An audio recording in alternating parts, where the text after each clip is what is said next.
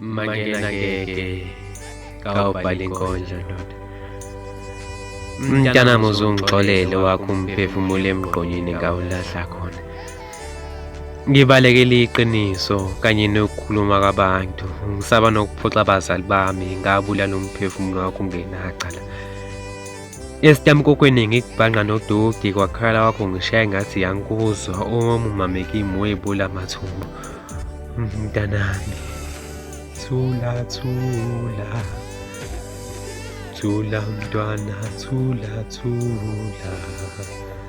Lo mlolozi lo kangikuculelanga kepha ngajinga siculela mina njengomntwana emazulwini owayesenecala.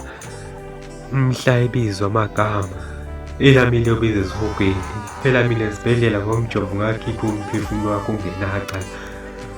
Kwakwala ngisho sengiphuma igazi ngangizitshela ukuthi kungenxa yemithambo esixhumanisile mntanami, kanti ngangingaboni ukuthi kwase ukukhala kwezinyembezi zokugcina. Izinyembezi zikuphelele mntanami, wasokhala igazi.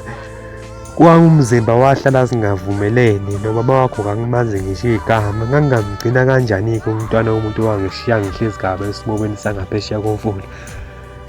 Ngavula amathanga ngisemncane, nabe bengikhuza ngimashaya indiva ngithi ngidla ubusha bami, isigcina ubusha bami basebudleni.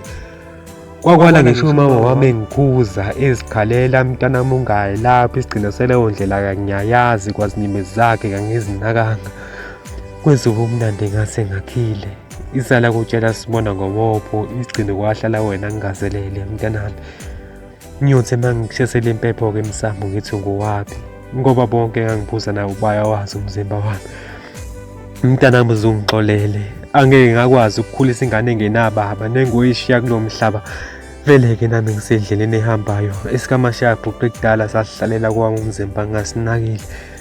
Kanti-ke nodokotela baye bangitshela ukuthi nemishanguzo yakhona ngeke isasebenza. Mntanami uzungixolele, wakho mama akazange acabangela kusanesikhathi. Vele-ke nami ngisendleleni ehambayo iyobonana kwelingabonwayo. Mangenake kawubhala inkondlo.